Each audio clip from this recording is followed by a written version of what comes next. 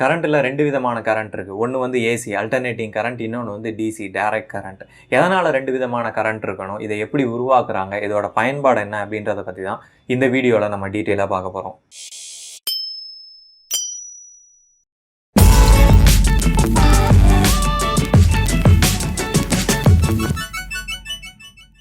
Electricity அப்படின்றது electron ஒரு இடத்துல இருந்து இன்னொரு இடத்துக்கு மூவ் ஆகுறதுனால உருவாகிற எனர்ஜியை தான் நம்ம எலக்ட்ரிசிட்டி அப்படின்னு சொல்கிறோம். இந்த எலக்ட்ரான் நகர்றதை வச்சு தான் இந்த ஏசி டிசியையும் ரெண்டாக வகைப்படுத்துகிறாங்க. அது எப்படின்னு சொல்லி பார்த்தோம்னா, இங்கே நான் 5 காயின் வச்சுருக்கேன். இந்த 5 காயினையும் நம்ம 5 மனுஷங்களாக நினச்சிப்போம். ஸோ ஒரு இடத்துல இருந்து இன்னொரு இடத்துக்கு இந்த 5 பேரும் ஒரு பொருளை ட்ரான்ஸ்ஃபர் பண்ணணும், அதாவது டெலிவரி பண்ணணும். இங்கேருந்து எடுத்துகிட்டு போய் இங்கே டெலிவரி பண்ணணும். அப்போது ஒரு செட் ஆஃப் குரூப் வந்து எப்படி டெலிவரி பண்ணுறாங்க அப்படின்னா, இங்கேருந்து ஒரு பொருளை கலெக்ட் பண்ணி அதை இங்கே உள்ளவர்கிட்ட பாஸ் பண்ணுறாங்க. திரும்ப அவர் இங்கே பாஸ் பண்ணுறாரு, இங்கே பாஸ் பண்ணி இங்கே பாஸ் பண்ணி கடைசியில் அந்த இடத்துக்கு டெலிவரி பண்ணுறாங்க. இன்னொரு செட் ஆஃப் 5 பேரை வந்து எப்படி டெலிவரி பண்ணுறாங்கன்னா, இங்கே அவர் வாங்கிட்டார், பொருளை வாங்கிட்டு அவர் மட்டும் தனியாக இங்கே போயிட்டு இப்படி போய் டைரெக்டாக டெலிவரி பண்ணுறாரு. மறுபடியும் அடுத்து வர்றவர் வாங்குறாரு, மறுபடியும் கொண்டு போய் டைரெக்டாக டெலிவரி பண்ணுறாரு. ஸோ நான் 2வது சொன்னதுலேயே புரிஞ்சிருக்கும், ஒருத்தர் டைரெக்டாக எடுத்துகிட்டு போய் டெலிவரி பண்ணுறாரு, அதுதான் வந்து டைரக்ட் கரண்ட். முதல்ல சொன்னது, அதாவது இங்கேருந்து அவர் வாங்கி இங்கே கொடுக்குறாரு, திரும்ப இவர் இங்கே கொடுக்குறாரு, திரும்ப இவர் மறுபடியும் பொருளை இங்கேருந்து இங்கே வாங்குறாரு. ஸோ முன்னாடியும் பின்னாடியும் பொருளை வாங்கி வாங்கி ஷிஃப்ட் பண்ணுறது, அது மட்டும்தான் நான் இங்கே இருக்கிறவரோட வேலை. இதை தான் நம்ம அல்டர்னேட்டிங், அதாவது முன்னாடியும் பின்னாடியும் போகிறது அல்டர்னேட் ஆகுறதுனால இதை தான் நம்ம அல்டர்னேட்டிங் கரண்ட் அப்படின்னு சொல்கிறோம். இந்த 5 மனுஷங்களையும் எலக்ட்ரானாக வச்சுக்கோங்க. ஸோ இந்த எலக்ட்ரானு இப்போ முன்னாடியும் பின்னாடியும் போச்சு அப்படின்னா அதுதான் அல்டர்னேட்டிங் கரண்ட். அதே எலக்ட்ரானு இங்கேருந்து எண்டு வரைக்கும் போச்சு அப்படின்னா அதுதான் டைரக்ட் கரண்ட். ஸோ இதுக்கு இடையில சோர்ஸு லோடு இந்த ரெண்டும் இருக்கும். ஸோ இந்த ரெண்டும் இப்படி மாறி மாறி வர்றது தான் நம்ம ஏசி டிசி அப்படின்னு சொல்கிறோம். நிறைய பேர்த்துக்கு ஏன் இப்படி வித்தியாசமாக இருக்குது, இது யார் உருவாக்குனாங்க அப்படின்ற மாதிரி நிறைய கேள்வி வரும். ஸோ அதை தெரிஞ்சுக்கிறதுக்கு நம்ம முதல்ல ஒரு ஜென்ரேட்டர் வந்து எப்படி ஒர்க் ஆகும், ஜென்ரேட்டர் இல்லை அல்டர்னேட்டர் வந்து எப்படி ஒர்க் ஆகும் அப்படின்றத நம்ம ஃபஸ்ட்டு தெரிஞ்சுக்கணும். அதாவது ரொட்டேஷன் எனர்ஜி மூலமாக உருவாகிற கரண்ட் எல்லாமே வந்து அல்டர்னேட்டிங் கரண்ட்டாக மட்டுமே இருக்கும். ஏன் அப்படின்னா, இப்போ நமக்கு தெரியும் இங்கே இருக்கிறது வந்து ஸ்டேட்டார், இது வந்து ஸ்டேஷனரியாக இருக்கக்கூடியது, நடுவில் இருக்கிறது ரோட்டார், அதாவது ரொட்டேட்டர் சுற்றிக்கிட்டே இருக்கக்கூடியது. ஸோ இப்போ நம்ம ஒரு வெளியிலேருந்து ஒரு எனர்ஜி கொடுத்து இங்கே உள்ளே இருக்க ரொட்டேட் ஆகக்கூடிய அந்த ரோட்டாரை சுற்றி விடுறோம். அப்படி சுற்றி விடும்போது இங்கே ஒரு மேக்னெட் இருக்குது, இங்கே ஒரு மேக்னெட் இருக்குது, சவுத் போல் நார்த் போல் அப்படின்னு சொல்லி. ஸோ இந்த மேக்னெட்டுக்கு இடையில இங்கே நடுவில் இருக்க காயில் சுற்றும் போது ஸோ அந்த காயிலில் பாசிட்டிவ் நெகட்டிவ்னு சொல்லி மாறி மாறி கிடச்சிக்கிட்டே இருக்கும். ஸோ அதை நம்ம அப்படியே டைரெக்டாக வெளியில் எடுத்தோம் அப்படின்னா அதுதான் வந்து ஏசி, பாசிட்டிவ் நெகட்டிவ் நெகட்டிவ் பாசிட்டிவ்னு மாறிக்கிட்டே இருக்கும். அதுதான் வந்து ஏசி இல்லைன்னா அல்டர்னேட்டிங் கரண்ட் அப்படின்னு சொல்லுவோம். அப்போ ஏசி அப்படின்றது ரொட்டேஷன் எனர்ஜி மூலமாக உருவாக்குற எலக்ட்ரிசிட்டி எல்லாமே வந்து ஏசியாக தான் இருக்கும் அப்படின்னு சொல்லி நமக்கு தெரிஞ்சு போச்சு. அதனால் இது வந்து பெரிய கண்டுபிடிப்பு ஒன்றும் கிடையாது. ஆனால் எடிசன் என்ன பண்ணார் அப்படின்னா, டிசியை இதிலேருந்து எடுக்கணும் அப்படின்றதுக்காக, டிசி அப்படின்றது இப்போ பாசிட்டிவ் நெகட்டிவ் மாறிக்கிட்டே இருக்குது இல்லையா, அதை ஒரே டைரெக்ஷனில் கொண்டு வரணும். அதாவது ஒரு ஒயரில் ஃபுல்லாக பாசிட்டிவ் வரணும், ஒரு ஒயரில் ஃபுல்லாக நெகட்டிவ் வரணும் அப்படின்னு எடுக்கணும் அப்படின்றதுக்காக அவர் வந்து புதுசாக ஒரு டிவைஸ் ஆட் பண்ணுறாரு. அதுதான் வந்து காமுடேட்டர். இந்த காமுடேட்டர் என்ன பண்ணும் அப்படின்னா, இந்த ஒரு ஒயரில், அதாவது இதிலேருந்து வெளியில் வர்ற ஒரு ஷாஃப்டில் வந்து இது பாசிட்டிவை கொடுக்கும், இன்னொரு ஷாஃப்டில் வந்து இது நெகட்டிவை கொடுக்கும். இங்கே ப்ரஷ்ஷு மூலமாக இந்த பாசிட்டிவ் நெகட்டிவ் வந்து இந்த காமுடேட்டருக்கு மாறிக்கிட்டே இருக்கும். அதே மாதிரி ஏசியை டெஸ்லா தான் கண்டுபிடிச்சாரு அப்படின்னு சொல்லி நம்மள நிறைய பேர் சொல்லிகிட்டு இருக்கோம். அதுக்கு காரணம் டெஸ்லா தான் வந்து இந்த அல்டர்னேட்டிங் கரண்ட்டை நிறைய எடுத்துகிட்டு போனார், இம்ப்ளிமெண்ட் பண்ணார். ஸோ அதனால தான் அவர் பேரை சொல்லிக்கிட்டு இருக்கோம். ஆனால் உண்மையாகவே அடிப்படையாக பார்த்தோம் அப்படின்னா இந்த ஏசி டிசி ரெண்டுமே வந்து டெஸ்லா, எடிசன் இவங்க 2 பேர்த்துக்குமே நல்லா தெரியும் அப்படின்றது தான் உண்மை. சரி, இப்போ இதை எலக்ட்ரிக்கல் கோணத்தில் பார்த்தோம் அப்படின்னா, அதாவது ஒரு எலக்ட்ரிக்கல் இன்ஜினியர்கிட்ட போய்ட்டு நீங்கள் ஏசி டிசியை வித்தியாசப்படுத்தி காட்டுன்னு சொன்னீங்கன்னா அவர் இந்த மாதிரி ஒரு வேவ் ஃபார்ம் ஒன்று சைன் வேவ் ஃபார்ம் போடுவார், போட்டுட்டு இதை ஏசி அப்படின்னு சொல்லி டிஃபைன் பண்ணுவார். அப்புறமா இந்த மாதிரி ஒரு ஸ்ட்ரெயிட் லைன் வேவ் ஃபார்ம் போட்டு இதை வந்து டிசி அப்படின்னு சொல்லி டிஃபைன் பண்ணுவார். இது சரியான விஷயந்தான். ஆனால் இதை எதனால் ஏசி வந்து சைன் வேவ் ஃபார்ம் அப்படின்னு சொல்லி சொல்கிறோம், டிசி வந்து ஸ்ட்ரெயிட் லைன் அப்படின்னு சொல்லி சொல்கிறோம் அப்படின்றத நம்ம பார்ப்போம். இப்போது நான் வந்து ஒரு சைன் வேவ் ஃபார்ம் வந்து போட போகிறேன். ஸோ அந்த சைன் வேவ் ஃபார்மில் இந்த பக்கம் இருக்கிறது வந்து டைம் அப்படின்னு சொல்லி வச்சுப்போம். ஸோ இப்போது இந்த மாதிரி ஒரு ரோட்டார் இருக்குது, அதாவது ஒரு ரொட்டேட் ஆகக்கூடிய ஒரு பார்ட் இருக்குது. இதில் தான் நம்ம எலக்ட்ரிசிட்டி வெளியில் எடுக்க போகிறோம் அப்படின்னு சொல்லி வச்சுப்போம். ஸோ மேலே வந்து பாசிட்டிவ், கீழே நெகட்டிவ், அதாவது நார்த் போல் சவுத் போல் அப்படின்னு சொல்லி இருக்குது. இப்போ இது சுற்றும் போது இதிலேருந்து எலக்ட்ரிசிட்டி ஜென்ரேட் ஆகும் அப்படின்னு சொல்லி வச்சுக்கலாம். ஸோ இப்போ இதில் காயில் வந்து இந்த பக்கம் இருக்குது அப்படின்னு சொல்லி வச்சுக்கலாம். அதாவது எலக்ட்ரிசிட்டி ஜென்ரேட் பண்ணக்கூடிய காயில் வந்து இந்த பக்கம் இருக்குது. ஸோ இப்போது இதோட அமைப்பை வச்சு, அதாவது ஃபிசிக்கல் ஸ்ட்ரக்சரை வச்சே நம்ம வந்து இந்த வேவ் ஃபார்ம் வரைய போகிறோம். ஸோ இப்போ இங்கே இந்த பாயிண்டில் வந்து இப்போ இந்த காயில் இருக்குது. ஸோ அதுக்கு தகுந்தாப்புலையே இங்கேயும் வந்து நம்ம இந்த பாயிண்ட்டை வந்து குறிச்சிக்கலாம். ஸோ இப்போது நான் வந்து ஒரு ரொட்டேஷன் எனர்ஜியை கொடுத்து இதை சுற்ற போகிறேன்.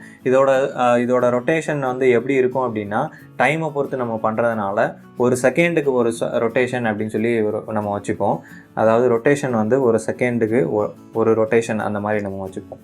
ஸோ இப்போது இந்த காயில் வந்து இங்கேருந்து நான் இப்போ சுற்றும் போது அது இந்த பொசிஷனுக்கு வருது. நான் ஆல்ரெடி சொல்லியிருந்த மாதிரி இதோட அமைப்பு, ஃபிசிக்கல் ஸ்ட்ரக்சரை வச்சே நம்ம வந்து இந்த டிராயிங்கை வரைகிறோம். ஸோ இந்த இடத்துல வந்திருக்குங்கும்போது ஸோ அதுக்கு தகுந்தாப்புலையே நம்ம இங்கேயும் வந்து இங்கேருந்து இங்கே கொண்டு வரோம். ஸோ அதுக்கு ஆன நேரம்னு பார்த்தோம் அப்படின்னா, இங்கே ஒரு 1/4 செகண்ட் ஆகிருக்கும், இங்கே 1 செகண்டுனா இங்கே 1/4 செகண்ட் ஆகிருக்கும், ஒரு ரொட்டேஷனுக்கு 1 செகண்டு. ஸோ இப்போது இங்கேருந்து மறுபடியும் நான் ரொட்டேஷன் எனர்ஜியை கொடுக்கும்போது அது மறுபடியும் இந்த பக்கம் வரும். இன்னொரு 1/4 செகண்டில், அதாவது 1/2 செகண்டில் இந்த பக்கம் வரும்.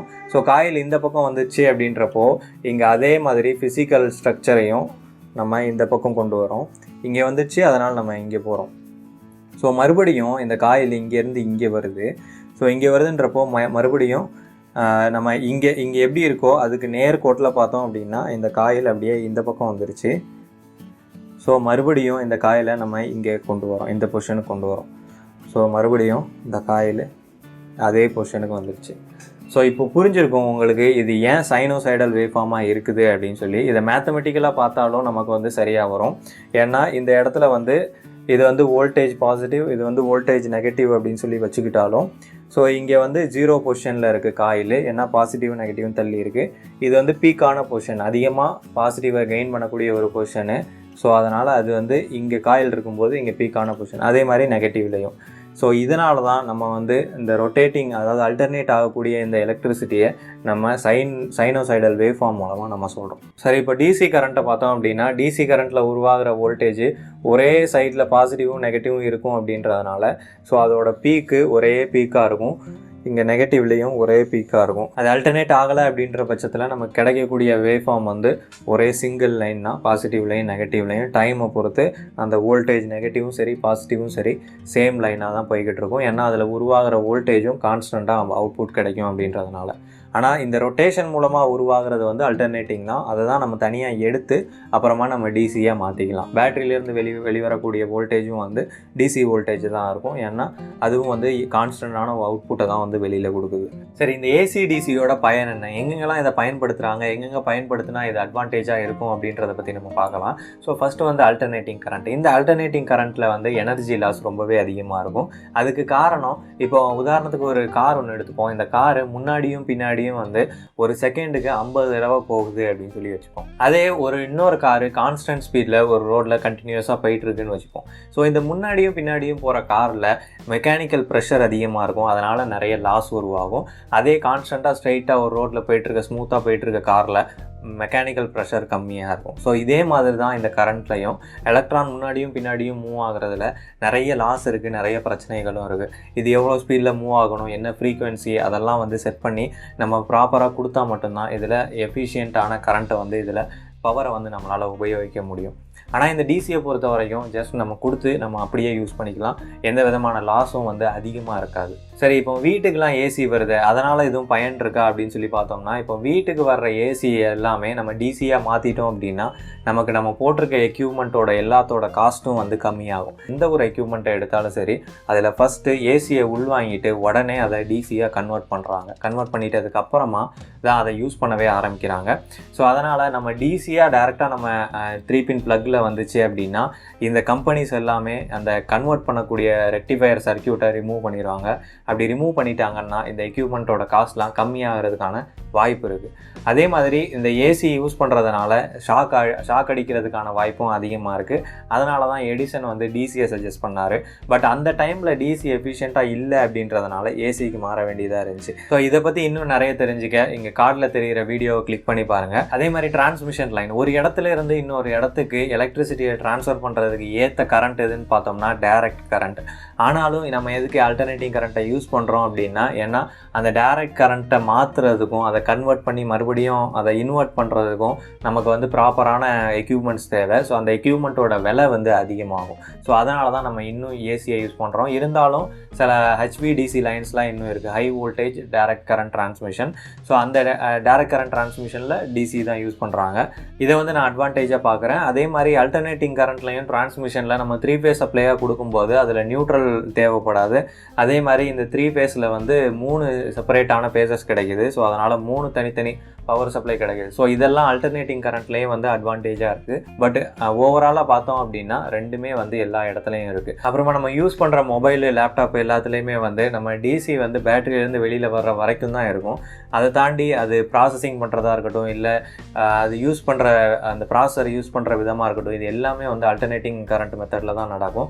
காரணம், இப்போ நம்ம அந்த ப்ராசஸர் யூஸ் பண்ணுறது எல்லாமே 1s and 0s தான், டிஜிட்டல் கோடிங்காக தான் யூஸ் பண்ணோம். ஸோ அந்த கோடிங் எல்லாமே ஒரு பாசிட்டிவ் பீக் அண்ட் நெகட்டிவ் பீக்கை வச்சு தான் உபயோகப்படும். ஸோ அப்படின்றப்போ அதில் ஒரு ஸ்கொயர் வேவ் ஃபார்ம் ஒன்று உருவாகிடுது. ஸோ இந்த square wave form, zigzag wave form, எதெல்லாம் வந்து பாசிட்டிவ்லேருந்து நெகட்டிவ் சேஞ்ச் ஆகுதோ இது எல்லாமே வந்து அல்டர்னேட்டிங் கரண்ட்டு தான்.